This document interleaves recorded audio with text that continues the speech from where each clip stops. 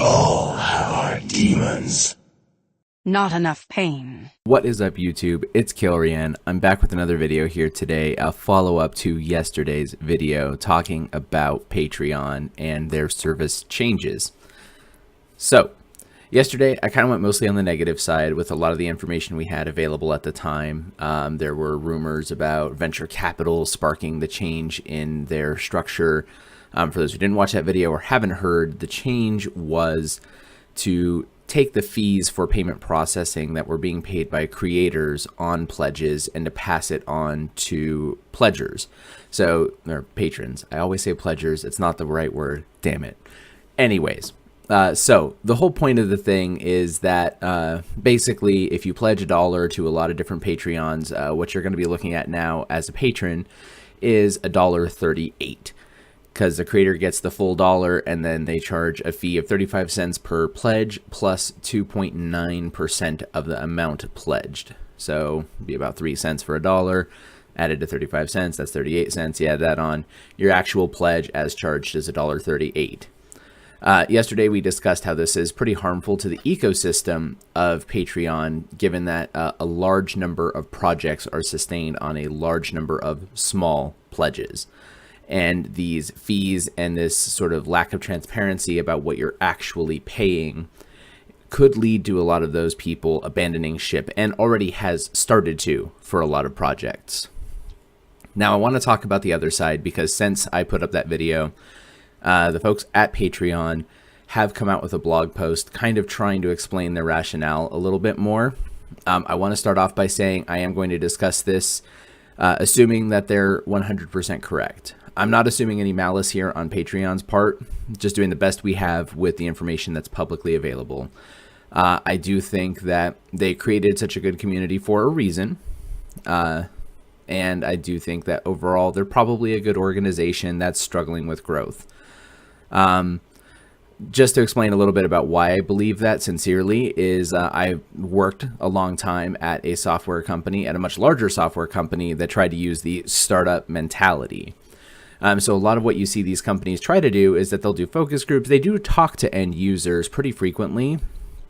The problem ends up being that they sometimes get so up their own ass about their ideas and about their implementation and about what they want to do that they don't see the big picture. And that's important to frame it as, because here's why Patreon did what they did. The whole point of changing it to where payment processing fees were passed on to patrons wasn't actually the feature they were trying to go for at all. What they were trying to fix was actually a creator problem, and actually an important creator problem that did need fixing. That problem being monthly pledges that could pledge, not give money, get your content, and then drop out. The way it worked is the way a lot of things at scrappy tech startups work. Initially, Patreon was solely per creation. I would work on a video. I would say you can pay me X amount of money per video to receive access to it early, or whatever perks I designed. And then when I posted the video, I would post a paid post on Patreon, which would tell them to charge you money and would give you access in turn to the post. So it was an interesting model. It was a good way probably to do it, because it allowed a good amount of flexibility, and it kept things pretty rigid. Payments only happened when content came out, so it wasn't like pre-ordering. It wasn't like you could charge people and never deliver. I mean, arguably you could probably have made paid posts that were, you know, dumb shit that weren't actually content and charge people for them, but I never really heard of that abuse. And honestly, if a creator did that, they would lose a lot of pledges, so there is a market force in play there. What happened over time is that Patreon saw that there was value in a steady income for creators, and a lot of creators need money to upfront to actually create projects. So they allowed a monthly model where you could receive money at the start of the month, in addition to a model where you could charge per creation, but you chose one or the other. You charge per creation or you charge monthly. And the way the monthly charges worked is that it batched up every pledge and didn't charge it until the first of the month. So as a shitbag, I'm not personally all the time, but let's go with it. I could pledge to your Patreon on, let's say, December 2nd. I'm not charged for December. I have access to what content comes out in December.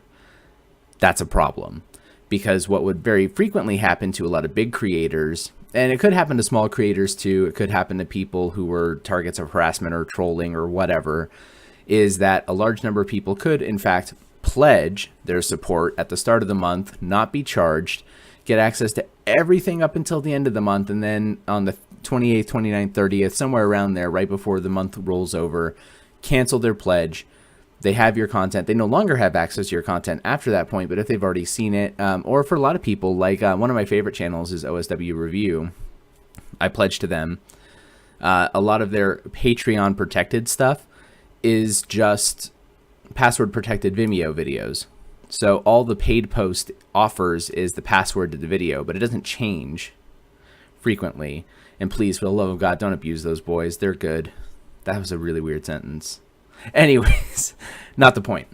So a lot of creators didn't have a lot of recourse around ways to solve that problem. They would just have to deal with it effectively.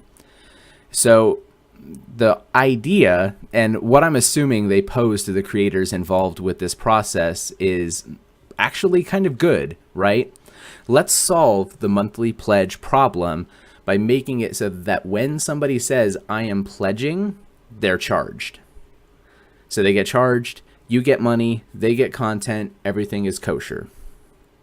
What that entailed, and the reason that it spurred the second change, and the one that everyone's pissed off about, is Patreon's justification of this change is we can't batch process our payments anymore. So in order to charge patrons at pledge rather than at the start of the month, they have to then shift the processing to happening individually from the payment processor. Now, I don't know how true this is. I don't necessarily know that I can say it's false. It feels incorrect to me because it feels like, from what I've seen, most credit card processors are based on volume of transactions or dollar amounts, but not around some weird like junction of both. So Patreon is still a giant processor in terms of the total number of charges.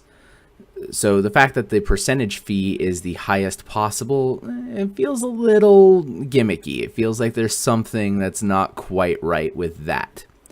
Having said that, I do think that the change seems to have been engineered in good intention, but back to that software company point, that scrappy tech startup thing that happens is that they pitch the idea in focus groups one way.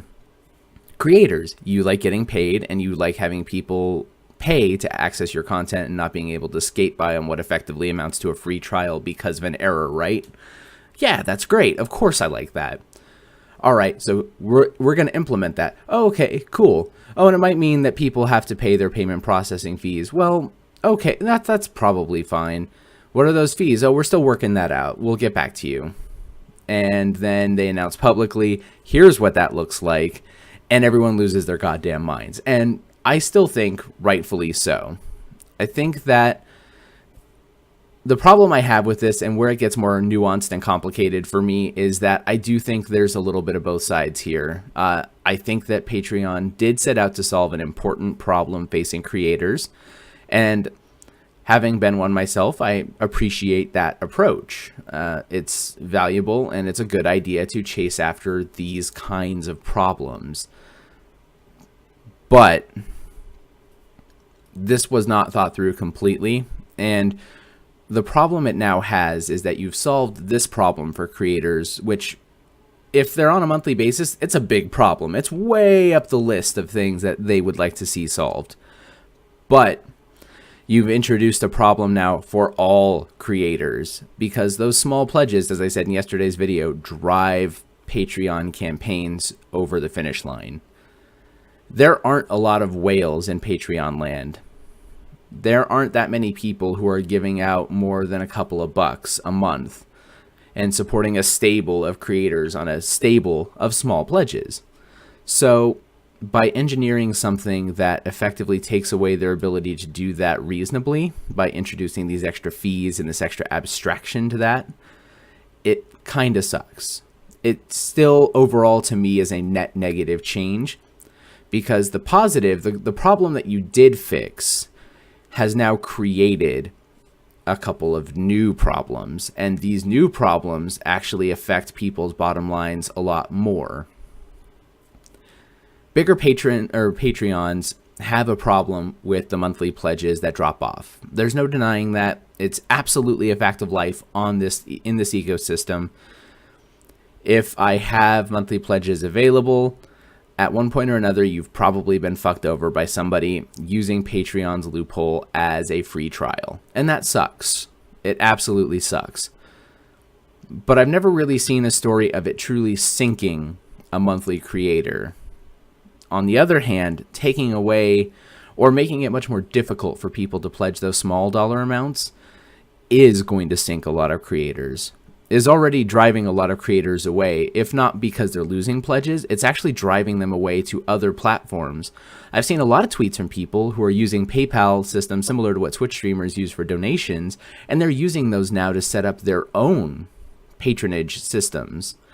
They have to manage it on their own. There's more work involved in that, sure, but at the end of the day, it's more transparent and you get a bigger cut of the money. You're not paying 5% platform maintenance to PayPal. You're maybe paying a transaction fee, and that's it. So at the end of the day, I think Patreon tried to do right by its users with this change. I do think that there was positive intent and motivation behind this change. I think they went about it the wrong way. I think that they went about it too much the scrappy tech startup way of, we need to solve this problem, consequences be damned. And the problem with that approach is that sometimes the consequences aren't that bad, but sometimes those consequences bite you in the fucking ass. And that's exactly what has happened here for Patreon. So they've said they'll have up until the 18th to evaluate. It's now December 9th, so they got about 9 days to figure out if they're actually going to implement this or not. I personally hope they don't, or if they do so with some changes. Creators having the option to eat the fees for their patrons would be a start. I don't know, like I don't have an ideal solution here, because going back to the status quo still leaves a problem in play. And the whole like cluster around this issue has made that problem more apparent to people, which means that if you reintroduce the problem to the ecosystem, there's going to be more people who know about it and know how to exploit it, which sucks. So I don't have an ideal solution for that, I'm afraid. I don't really know the proper way to do it. But what I will say is that if you're a big company that has a lot of people that are focused on ideas, now's the time to start thinking about them and pulling them out of your ass, because your platform needs you. So that's it for today. This will probably be the last time I talk about the Patreon fiasco, unless it blows up really big in the future, which maybe it will. I don't know. But it was an interesting topic to me and something close to my heart with crowdfunding, because, again, like I've got a little history with it, succeeded at it, failed at it. So thank you so much for watching if you paid attention to these. If not, don't worry.